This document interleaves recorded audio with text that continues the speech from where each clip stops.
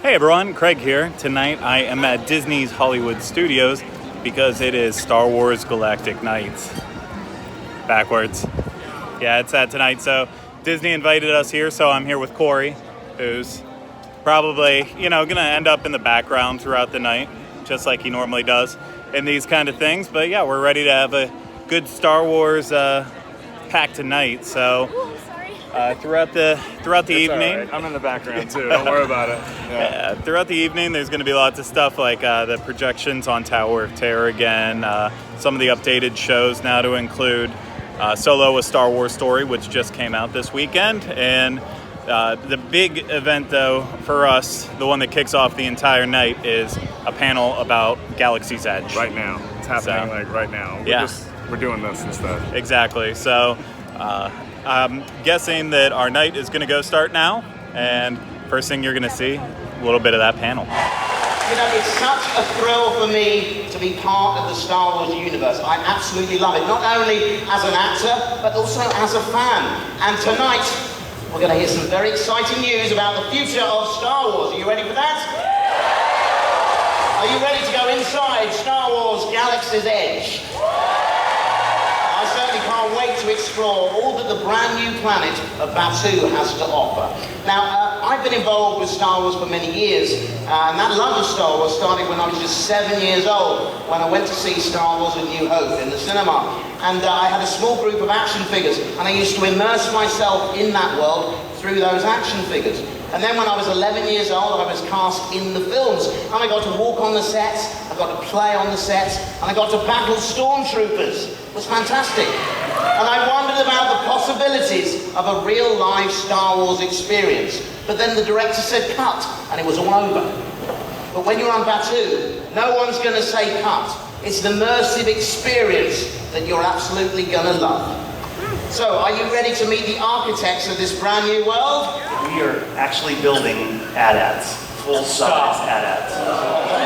You're building AT-ATs? We are, full-size. Right over here. Right over. In fact, they may be walking in right now. Wait. All-terrain, armored, wait, you said two AT-ATs. AT-ATs, plural. You're building more than one? We are building look at that. Yes.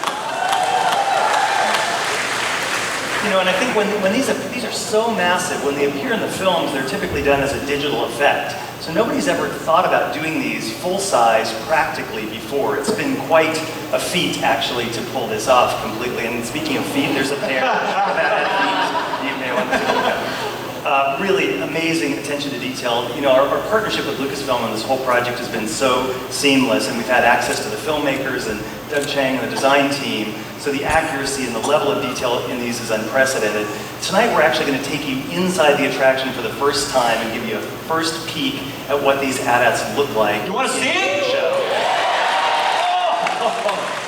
So this is not a CG rendering. This is a practical set of these giant AT-AT walkers. That's a photograph. Inside the set. Right over there. Yeah. Really. No wonder they're so scary. And you mentioned that those are to scale. That's actually a full-size. Full-size AT-ATs, yeah. And even though they're not in operation yet, they're a little intimidating to those of us who go into this scene for show installation. That is, look at that. Look at the attention to detail there. And that's just taken right underneath. Well, like I said, if you're going to go inside one of these epic experiences and live a piece of Star Wars, this is what you would expect, right? This is exactly the kind of experience that you would expect to be part of your story. And although we're not going to talk too much about this story tonight, I think you guys are getting a sense that maybe not everything is going to go according to plan. Wait, so we have to go up against these? I don't know whether you like it or not. I can't believe this is happening. I'm ready. You guys ready? So I know that this is our first look inside this, and I know it's still early, but is there anything else you can share about this second epic attraction? Yeah, actually, we wanted to share tonight that there's another ship in our land. So in addition to the Millennium Falcon that you'll all be able to get on board and take a journey on, we have another ship as part of this experience that's a resistance troop transport.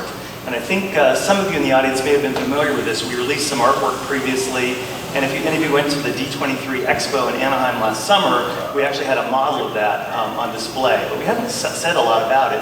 This is an actual physical full-size ship that you will actually step on board and set off on an adventure of your own. So just like the Falcon, this is now a second ship in Galaxy's Edge. It's a busy spaceport there, yes it is. So Batuu is just the beginning. It's just a spaceport, and then we're going to go out into the galaxy and experience. Yeah, it's a big galaxy. We've got lots of places to go. I mean, there's more than 2 ships in the land. This is just another one that you actually get to go in and take a journey on. Wow. I wanted to share a little bit of our production story here. We started obviously with Lucasfilm, again in partnership, and then we worked with our Imagineers in our model shop in Glendale to actually visualize this dimensionally for the first time. Again, this is a brand new ship that was created for this experience. And then of course the model isn't big enough to put all of our guests in. We have to do a full-size version of this. And you can see this is a very recent production shot from Asia that is just unbelievable. Epic in scale, beautifully detailed. Really, you might notice a little bit of battle damage. I think it's had kind of a rough life before it landed on Batuu, but really, really beautiful, beautiful ship. I mean, it's worth mentioning again that, I mean, you're really actually building this stuff 360 for real. It's not just a facade for a film, but that is an actual ship that we get to board. It's the real deal. Wow. Oh, that's there's a detail of one of the cannons. For the first time, we're going to give you a sneak peek. Scott mentioned we have a shopping market earlier, and in that market, we have a creature stall. You know, everyone loves the creatures of Star Wars, be they cute or cuddly or creepy and scary. You'll get to see them all at this place. The creatures they'll come to life, and you'll get to take one home with you if you're lucky. Right now, our artisans are focusing on bringing these creatures to life, and a lot of the creatures that we're doing have never existed before outside of the literature or an animated series. So for the first time, we're getting to bring these characters to life, and we're working with Doug Chang, which is an honor for all of our artists to get to be directed by Doug and have his input on the work that we're doing.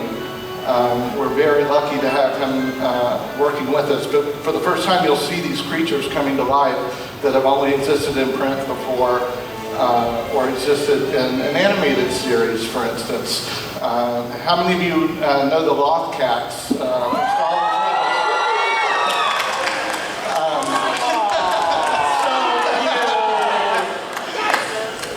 Well, we're going to bring one to life for you to see in real. You'll be able to walk around him.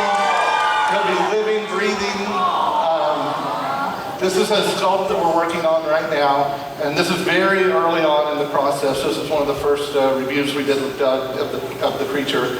But this is the kind of detail and the kind of love we're putting into everything we're doing. You know, we're expanding the all parts of the Star Wars universe, really. We're touching on the animated series, the books, the movies, everything to bring this world to life. That's so exciting, and how cool to take something from an animated show and make it awesome. Photoreal. I will tell you what the name of this location is. Go on up there. So the name of our village is Black Spire Outpost.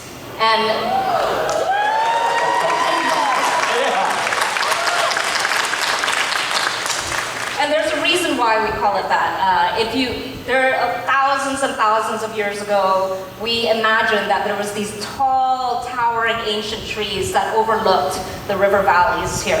And over the years, these trees eroded and petrified and became these unique rock formations. And as the planet became more of a minor crossroads for trade, people would stop by and actually know this planet as the place for these spires. But there was one particular spire that's located centrally in the village, and this particular spire was more unique and more blacker than all the rest. And it became a wayfinding for all of the travelers, all the smugglers and bounty hunters who came by. They said, "I'll meet you at the Black Spire." So it became this very infamous location. And this is the location where your adventures begin. Yeah. So we'll be seeing you at Black Spire Outpost. And we wanted you guys to hear that first. That is really, really awesome. So that's one of the things that we see under construction there, is that black spire. Yes, that's right. We have a lot of these spires. You can see that a lot of these tall formations happening right now. But then when you come closer and when you do enter into the village, there is one particular spire that has really not only become an iconic landmark to the people who live on Black Spire, but it's really become the heart of the outpost.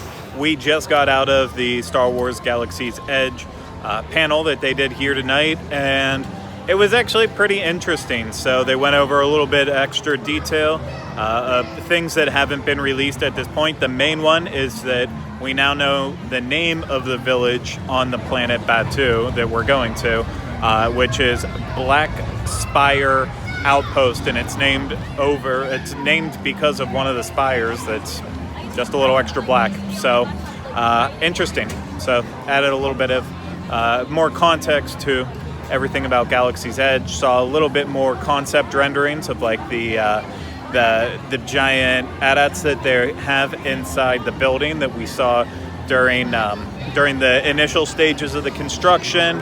Also saw something else that was really cool.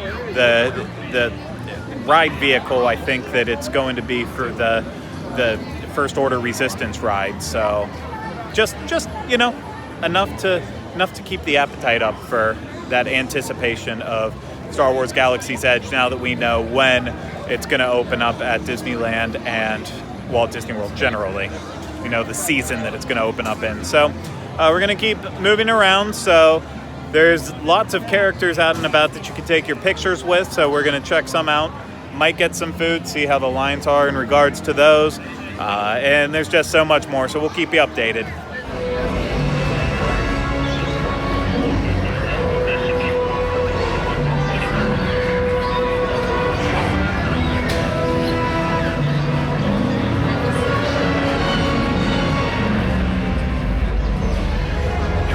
Support of the resistance will not be tolerated.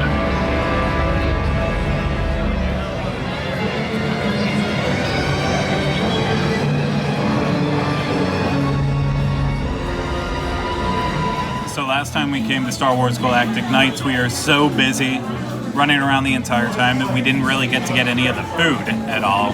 So I wanted to make that a little bit of a priority this time. And so the first place I went to was Baseline Tap House, because here they have a grilled octopus. And I love octopus. And I think they had this last time too, or a variation of this. And it just looks so delicious. I had to go for it. I mean, $12, very small portion. So who knows how it'll go, but I'm very excited to dig in. So I'm going to do so right now. Here goes.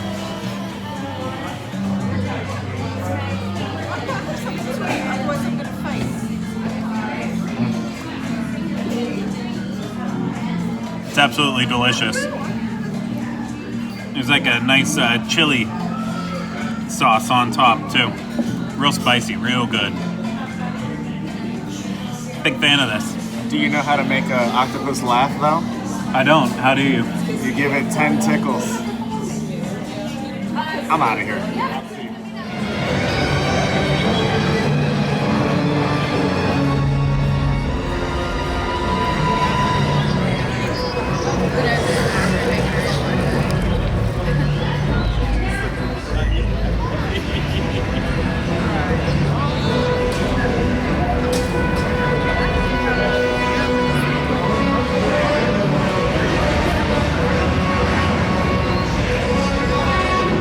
Next thing we're going to check out here is the merchandise, because it wouldn't be a Disney event without merchandise. So we're going to go look at that. Goodness gracious, it is loud. Let's go.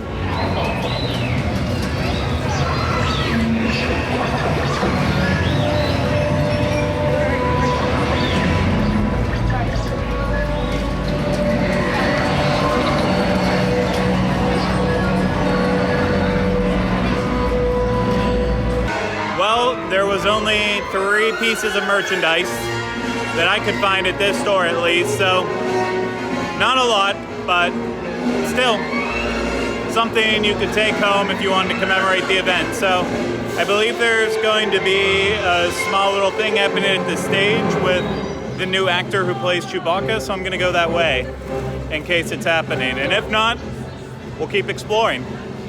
Well, that is an interesting story because I was, at this point in my life, I was doing various jobs. I had played college basketball at Penn State, and I received a call from the Finnish Basketball Association, who had heard from a casting agency that there was a need for a blue-eyed 7-footer for an undefined role. And they called me and asked, am I interested? And I said, yes. When have I ever turned down a Hollywood, big-budget Hollywood film? And it turned out to be The Force Awakens. The role was that of Chewbacca alongside Peter Mayhew, legendary Peter Mayhew, and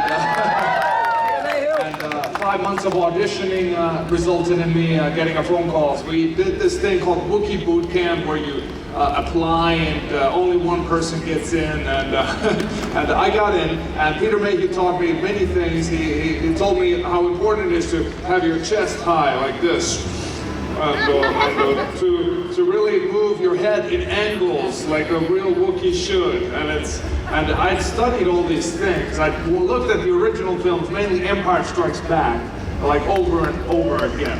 Myself, I walk like this. This is how I walk. But if I go into Chewbacca mode, I'll do this.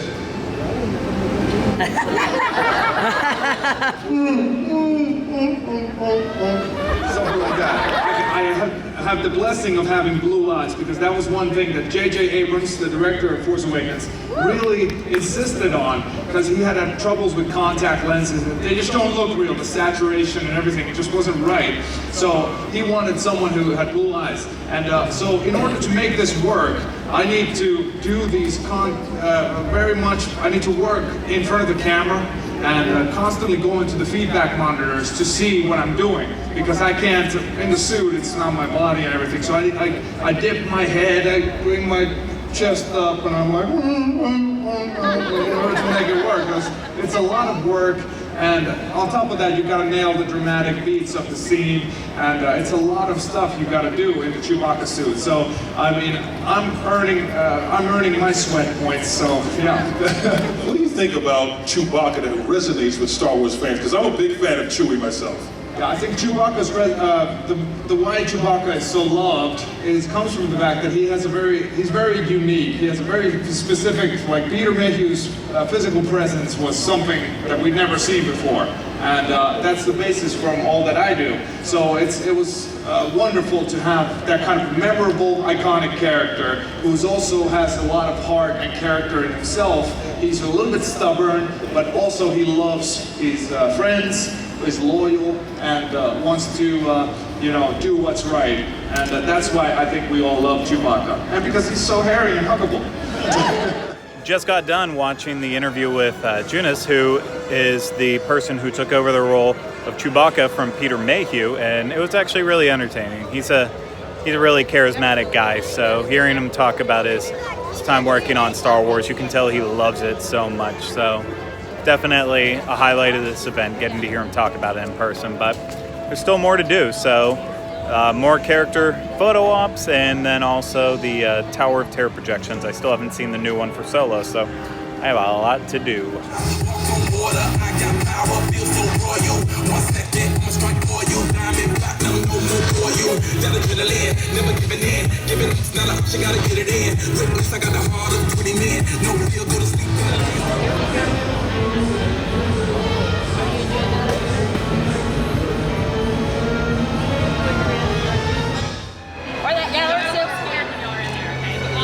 Perfect, guys.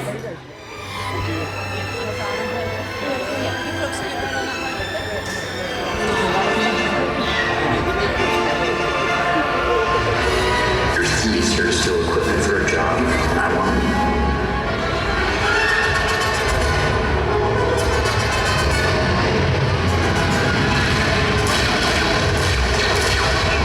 What's your name anyway? You're gonna need a nickname, because I ain't saying that every time.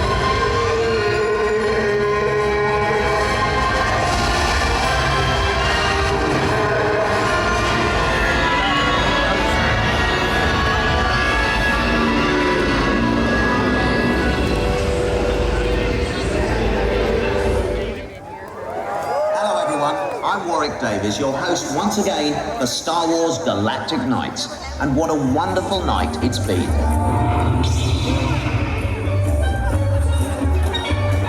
Do you like Ewoks?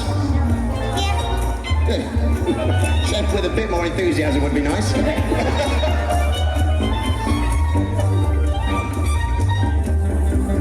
Sir, can you give me your best Chewbacca impression? This one's better though.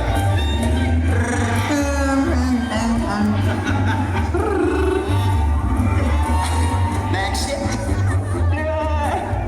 Sounds like you're being ill.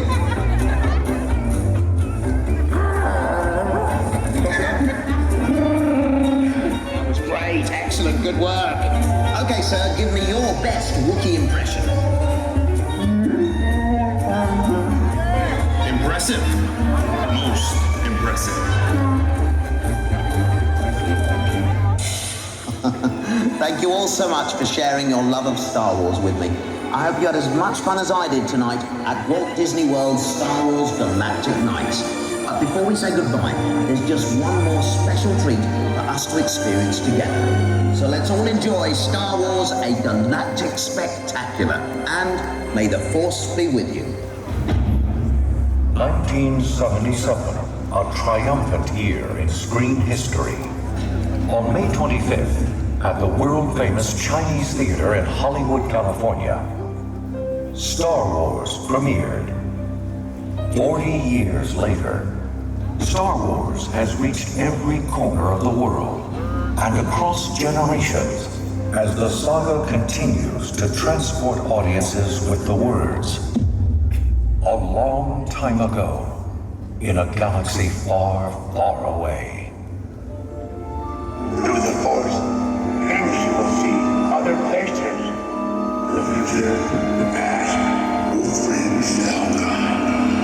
The Force is still in my family. My father has it. I have it. My sister has it. You never have it. Their stories all happened. It's true. All of it.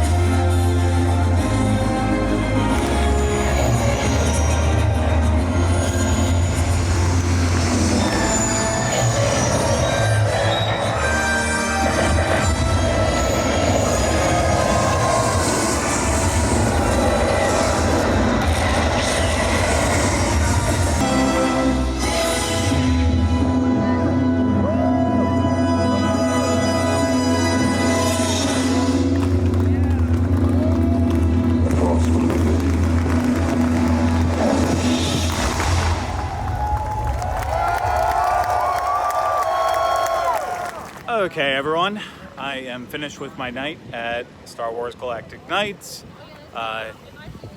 Saw a bunch of more characters, random things, and then had to end the night with the fireworks show, which is just really awesome. So updated it a little bit with Solo, which always a nice touch. Changes it up, makes it worth coming back. But yeah, overall, really, really fun night. So I enjoyed myself.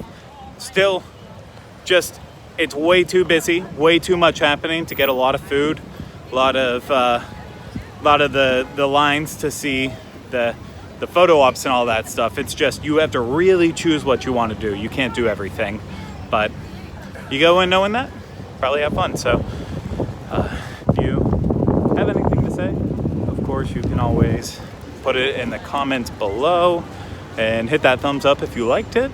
And that's it. So I will see you next time, but have a good one, everyone.